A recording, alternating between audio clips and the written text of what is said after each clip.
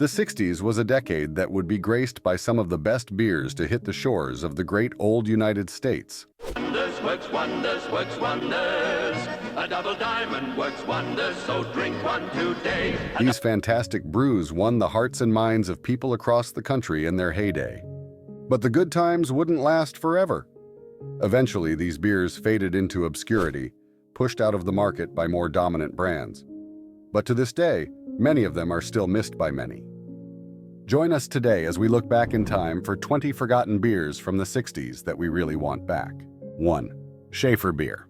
And there are times, like this one, when it's got to be Schaefer.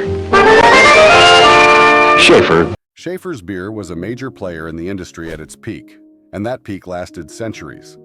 This American beer giant was first produced in New York by the F&M Schaefer Brewing Company in 1842. The company, which was named after its founders, brothers Frederick and Maximilian Schaefer, was built off the recipe for lager beer they brought with them to the United States just a few years earlier. The beer brand was an instant success, and by 1871, it had risen to the number 6 slot among American brewers. But its real heyday would come in the 50s, when it reached the number 5 slot in the US by the 60s. This powerhouse was churning out over 1 million barrels per year. Schaefer's beer was most known for its smooth, crisp taste and its iconic red, white, and blue can. By the 70s, Schaefer's was still an American favorite, but from that point on, the brand's sales started to decline as it struggled to match up with shifting tastes and newer competition. This all ended with the Schaefer family selling the company to the Stroh Brewery Company in 1981. Schaefer's beer still exists today, but only as one of Papst's several offerings. Schaefer's beer was beloved from coast to coast by Americans in its prime, just like the next lager on the list. 2. Drurys Beer. Why, his beer gives him no full feeling. Take a taste of that beer and see if we're not right. This once beloved beer brand was the main offering of the Drurys Brewing Company, originally founded in 1877. The beer started out as a Canadian brew, originating in Winnipeg, Manitoba. After becoming a staple of the city in Western Canada, the company's founder, E.L. Drury, took advantage of the prohibition to buy a brewery in Indiana in 1936, opening the company to the American market. Drury's claim to fame was in being one of the first light beer brands to become popular in the U.S., long before light beers would really become a thing. It was front and center in the brand's marketing, especially in the slogan, "More flavor, less filling, more fun." A can of the beer was so light that it would actually float in a tub of water instead of sinking to the bottom. By 1968, the brand would reach its peak of over 7 million barrels sold. This would be immediately followed by decades of gradual decline for the beer. By the 1970s, the company started getting outcompeted by national brands and facing a decline in sales. By 1972, the brand was sold to Gottlieb Heilemann, which set up a chain of temporary shutdowns and bankruptcies until it was once again bought by Pittsburgh Brewing in 1997, and the brand was retired for good. This beer brand quickly became a national favorite for its unique quality, just like the next beer on the list. 3. Blatz Beer. I'm from Milwaukee and I ought to know. It's wrapped fruit Blatz Beer. Blatz, Milwaukee's finest beer. This was the beer brand's marketing slogan in its heyday, and it wasn't too far from the truth. This Midwestern favorite was the signature brew of the Valentin Blatz Brewing Company. The beer brand first became a fixture of the company in the 1860s and quickly became a regional powerhouse in Wisconsin. By the 1900s, the company was the city's third largest brewer. The beer reached the national stage in the 1950s and soon became one of the top 20 most consumed beer brands in the country. The beer also became a pop culture favorite around this time, even making an appearance in the 1953 cult classic The Wild One starring Marlon Brando. But by 1958, Blatz would get acquired by Pabst Brewing Company. This would spark a series of mergers and acquisitions that would precede the decline of the beer brand.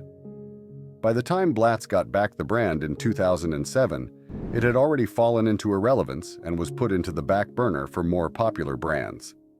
Today, the Blatz Beer Company is being produced by the Miller Brewing Company, under license for Pabst.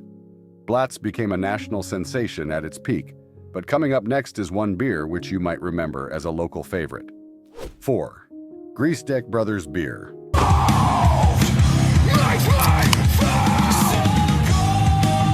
This historic beer brand was a century-long fixture in its hometown of St. Louis, Missouri. The recipe for the beer was brought over by German immigrant Anton Gedik to the U.S. in 1866. By the 1890s, the Gedik family would own a series of breweries and establish the Gedik Western Brewery Company, which would later merge with the Independent Brewery Company in 1907. The brand would switch over to non-alcoholic drinks for a decade during the Prohibition, but would later become the most popular beer in St. Louis after its end in the 1930s. By the 1950s, following the death of the company's founders, Gedik Brothers Beer was sold to Falstaff, and the Gedik Brothers brand name was retired overnight. This was following the brand's peak of over 1 million barrels sold in 1956 and a brief stint of being the most updated brewery in the nation. The brand would later be revived by a descendant of the family, Raymond A. Gedik, in 1996, and by 2002, it once again started to gain a foothold in the St. Louis market.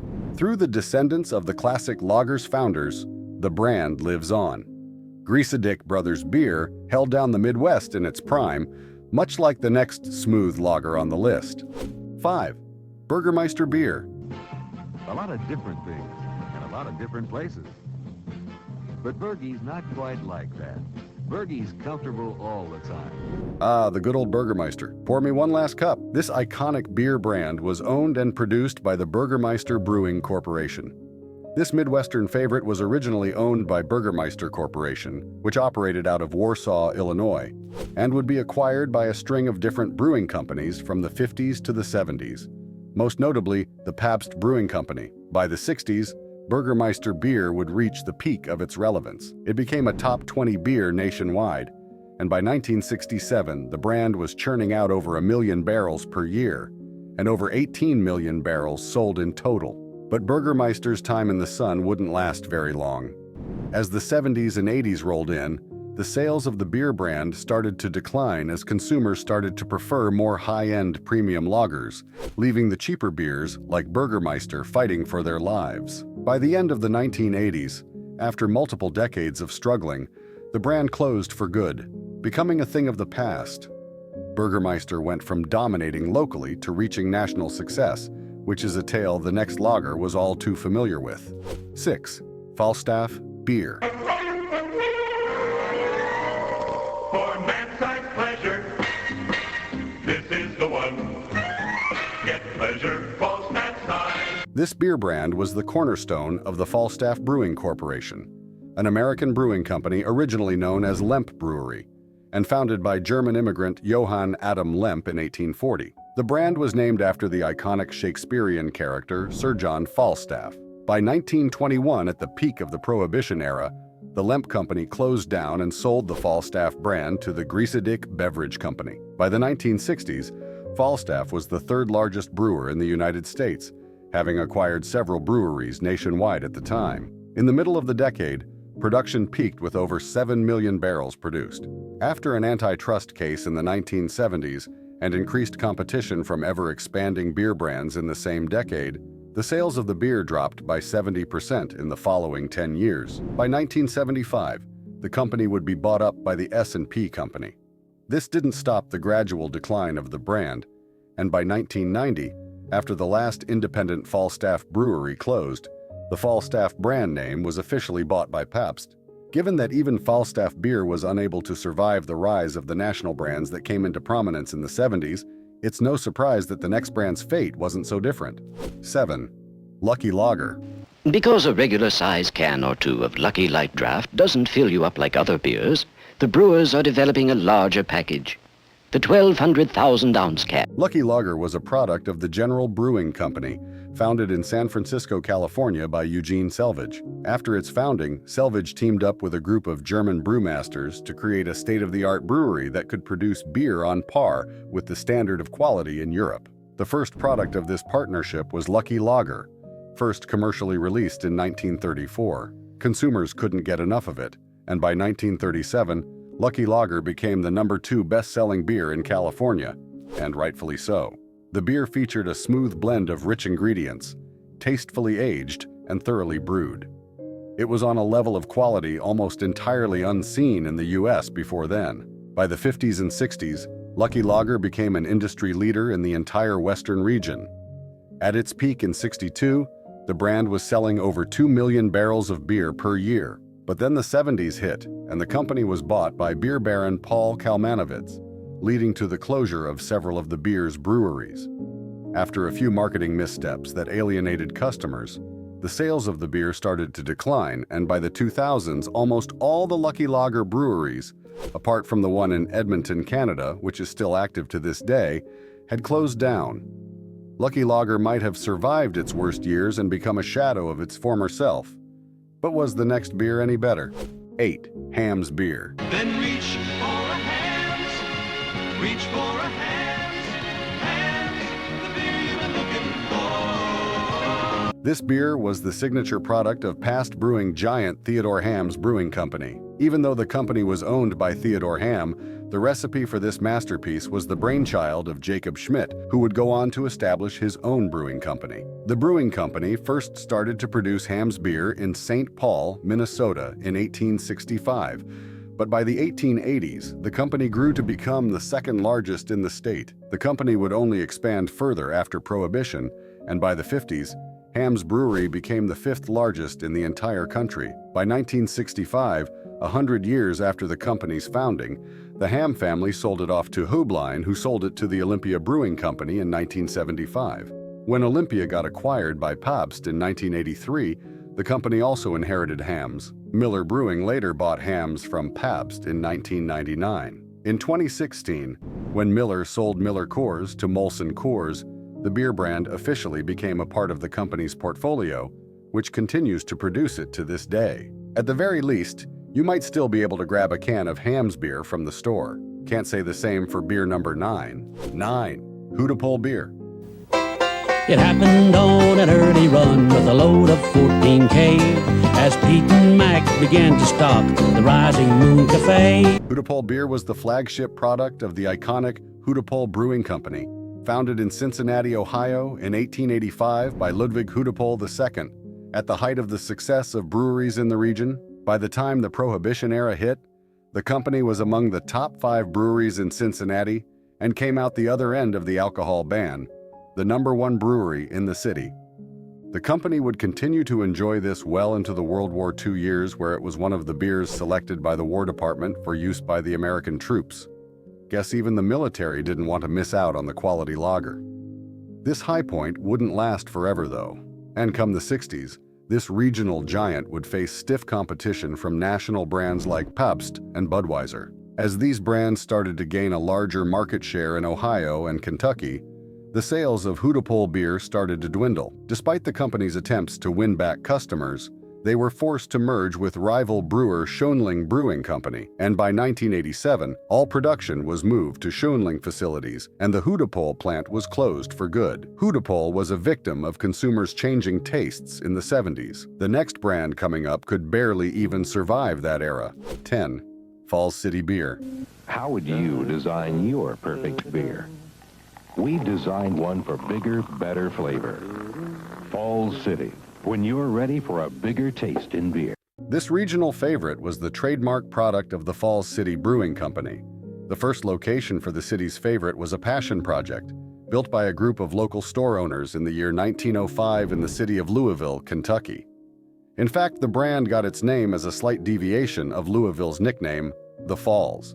Following the end of Prohibition in the 1930s, Falls City Beer rose to become the #1 beer in Louisville, Kentucky, and one of the top 20 beers in the U.S. By the 60s, the company had fully expanded into the Midwest, and the brand finally got the #1 spot in the region. But at what cost? Because during the 70s, sales started to decline, and by 1978, the company posted its first ever loss. The Falls City Board voted to sell off the brand to the G. Heileman Brewing Company following this, leaving the once famous beer brand to die by the company's hands. Falls City Beer was a regional giant that was pushed into obscurity by the industry's major players, much like the next brand on the list. 11. Narragansett Beer. So fill the glass, my friend, and talk to me of home. This This regional giant was once the bread and butter of the Narragansett Brewing Company, a brewery originally founded by a group of Rhode Island entrepreneurs in the year 1890. By 1891, the business was officially incorporated. By 1914, the Narragansett Brewing Company grew to become the largest lager beer brewery in New England. Narragansett Beer was a high-end lager with a neutral grain blend that had a pleasant, rich, bitter taste that appealed to customers. By 1965, the regional giant was bought up by Falstaff Brewing Company in a move that would trigger an antitrust lawsuit against Falstaff. Even though Falstaff would win, the company would never recover. By 1975, the company was bought by Paul Kalmanovitz, and the brand's main brewery was closed, and production was transferred to Fort Wayne, Indiana. This led to a decline in quality of the beer, and hence a decline in sales. The brand would be caught in a whirlwind of acquisitions after this, and the company's official brewery is now located closer to home once again in Providence, Rhode Island. Sadly, the brand continues to be a shadow of its former self. The next beer has a quite similar story, but a very different beginning. 12. Goble Beer. Go Goble, Smoother beer. brew the Goble way. New This beer brand was the flagship product of former industry giant, the Goble Brewing Company. The company was started immediately after the American Civil War in 1873 as A. Goble and Company by August Goble Sr. and Theodore Gorenflow. By the start of the next decade, the company would become Detroit's third largest brewery. The beer was a hit in the city from day one, and only continued to grow in popularity until it briefly expanded into several other states in the 1940s. Goble Beer was iconic for its dry, gold-colored light lager and its bantam mascot, the Brewster Rooster, among other things. The Prohibition era would force the company to close during the 20s and open close to 1.5 decades later, basically unaffected by its long hiatus. This would change in the 60s with a marketing miscalculation on the brand's part. By the 60s, Goble Beer started advertising that their beer was real, that is, unpasteurized draft beer. At first, this gimmick worked for the company, and sales of Goble Beer saw a sharp spike. But very soon the novelty wore off, and as the bacteria in the draft beer started to affect its quality, that brewing technique had to be shelved. The brand remained popular but was never able to recover from this sales-wise and soon found itself unable to compete with the newer beer companies on the block. Eventually, the Paps Brewing Company acquired Goble and discontinued the brand in 2005. For our next iconic brew, we're heading a bit further down south to one classic you might have forgotten. 13. National Bohemian. And here's to your enjoyment with National Bohemian Beer. National Bohemian, or Natty Bo as it's often called, is the flagship lager of the Maryland giant, the National Brewing Company. This brand of premium lager was first brewed by the company in 1885, but it would only be by the 60s that the beer would rise to the status of the official lager of Baltimore. The company was a favorite of Baltimore residents for the beer's unique, refreshing taste and its iconic mascot, the one-eyed Mr. Bo. After its peak in 1975, the company merged with Canadian brewery company Carling, and the original Baltimore brewery was closed. By 1996, the company would once again be bought by Stroh Brewery Company, who shut down the brand's other brewery in Halthorpe. The brand only saw a brief revival when it was bought by Paps in the year 2000. Today, National Bohemian is still a mainstay in the Baltimore area it originated from, but nowhere else. The next stop on our tour is the wild and rich lands of the American Northwest, where they served nothing but the tastiest beer you can find. 14. Olympia Beer. Because the beer's aroma is a mighty good indication of what's gone into it. Take Oli. What you smell is Olympia's imported Danish yeast. It's the water. Olympia Beer was the brainchild of German immigrant Leopold Schmidt. The beer was first commercially brewed in 1896 out of a sophisticated plant that would eventually become the Olympia Brewing Company. After a 2-decade pause in production due to the Prohibition, Olympia came back with full force in 1934 and quickly became a very popular brand in the American Northwest. After it rebranded as a low-price lager, the brand went nationwide in the 60s. By the 70s, the brand started to buy up smaller companies, a move that would prove to be ill-advised as the company was facing a decline in sales in this period. By 1983, the Olympia Brewing Company was bought by G. Helleman Brewing Company, which was later bought by Stroh Brewing Company. Eventually, the company ended up in the hands of Miller Brewing Company. The beer brand continued to barely skate by until 2021, when Pabst Brewing Company announced that it would pause the production of Olympia Beer due to low sales. Despite that, the beer is still being produced by Great Western Brewing in Saskatchewan, Canada, to this day. Olympia Beer was a quality beer brand that was swept into obscurity by the winds of time, much like the next entry on the list. 15. Ballantine Ale. But there's more than memories behind Ballantine. Like cold brewing, it's an extra step Ballantine takes, so every glassful... This quality blend was the best seller of the P. Ballantine & Sons Brewing Company. This brewer was founded all the way back in 1840 by Scottish immigrant Peter Ballantine, making it far and away one of the oldest beer companies in the United States. The company's first brewery was incorporated in Newark, New Jersey, and by 1879, it grew into the sixth largest brewery in America. After the Prohibition era in 1933, the company invested in advertising and expansion. This paid off with the company becoming one of the country's largest brewers in the 40s, and the country's third largest in the 50s. The company's flagship product, Ballantine Ale, was a favorite of customers due to its malty flavor, rich texture, and heavy taste. Things would change by the mid-60s as customer preferences started to shift, and the brand was losing market share to lighter, less alcoholic lagers. The company eventually decided to sell to Falstaff Brewing Company in 1972. Falstaff mishandled the brand and eventually sold it to Pabst in 1985. By 1995, Pabst discontinued all other brands of P. Ballantine and Sons except for Ballantine Ale, albeit with multiple changes to its recipe. Not many couldn't survive the industry shift in the 70s for as long as Ballantine Ale did, not even the industry giant coming up next. 16. Red Top Beer. Yo, Chef. Red Dog Beer. Bold yet smooth, easy to drink.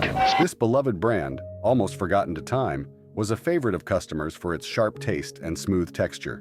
At its peak, it was a major fixture of the American Midwest, most especially Ohio, where it became a local staple. By the 1960s, Red Top Beer had expanded even more and began to boast over 500,000 barrels sold annually. The next decade would bring trouble for the brand, though. Red Top Beer began to face stiff competition from national brands as customer tastes started to shift towards lighter, less alcoholic lagers. Red Top's unsuccessful fight for market share would end in the brand getting discontinued by the end of the 60s. You could excuse Red Top's eventual failure by chalking it up to the brand only having regional pull, but even the major brands weren't safe. 17. Pabst Blue Ribbon. Makes me feel just great. Now's the time I find. Got Blue Ribbon on my mind, yeah. PBR is the flagship lager owned by American industry giant Pabst Brewery Company. The brand was originally established by Jacob Best under the Best Brewing Company label in 1844 and would later be taken over by his son-in-law, Frederick Pabst. Pabst then worked tirelessly to transform the small company into one of the nation's largest brewers, and upon the death of his father-in-law, he took over the company. PBR was loved for its smooth feel and rich taste, and gained popularity for its quality and affordability. The blue ribbon came from the blue ribbons that began to adorn the beer's packaging design from 1893. By the 1960s, PBR was a top 5 beer brand in the country, and by 1977, the brand peaked at 18 million barrels sold. Throughout the early 80s, it continued to maintain top 5 status even through declining sales. Despite a lengthy string of acquisitions, the brand continues to be available in both the US and several international markets, though it might be to a diminished extent, a tale not unknown to the lager sitting at number 18. 18. Rolling Rock. Rolling Rock? Yes. Rolling Rock was a classic American lager launched by Latrobe Brewing Company in 1936. It was initially founded as a local beer in western Pennsylvania, but due to a mix of the product's quality and clever marketing, the brand quickly exploded onto the national spotlight. The brand ahead of most beers at the time being that it was already significantly light and low alcohol before that would become trendy in the 70s and 80s. After its peak in the 70s and 80s, Sales for the brand started to stall until it was bought up by Anheuser-Busch in 2006. Today, the brand is still available, although much less accessible and only as canned beer. Rolling Rock continued to survive as a brand against all odds, much like our next iconic beer brand. 19.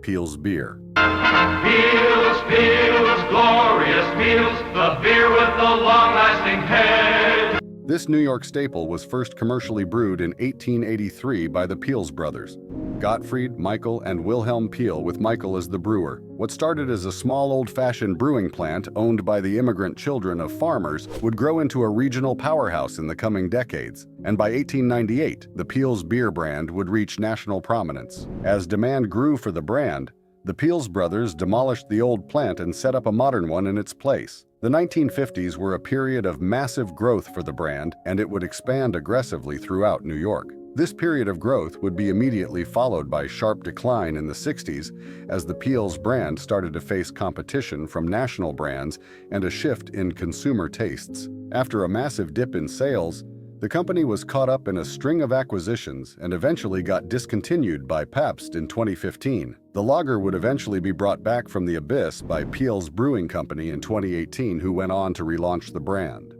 Next up, we'll be going from one New York powerhouse to another New York powerhouse. This is a perfect way to end the list because the last beer is one a lot of you miss so much. 20. Reinold Beer. So do it, enjoy Reinold Beer. This unique blend was the trademark product of the Reinold Brewery, originally founded by Samuel Liebman in 1855, though the brand name would be adopted much later in 1883. The brewery became a massive success in the coming decades, and by 1914, it was selling over 700,000 barrels of signature Reinold beer every year. After Prohibition, the brand continued to expand even further, and by 1954, the company had more production facility than any other brewery in the country. Reinold briefly became the #1 beer brand in New York in the 50s. This changed in the 60s as it started to lose market share to national brands and face a decline in sales and rising production costs. By 1964, the company was bought by Pepsi-Cola United Bottlers, Inc., and would get entangled in an endless string of acquisitions until it was finally bought up by Drinks Americas, who would stop selling the lager in 2013. Countless people still miss the lager's fine blends and rich textures made with German brewing traditions. For now, they'll just have to make do with the memories. So if a genie granted you a wish, which of these beers would you bring back to life? Did we forget any of your favorites? Let us know your thoughts in the comments.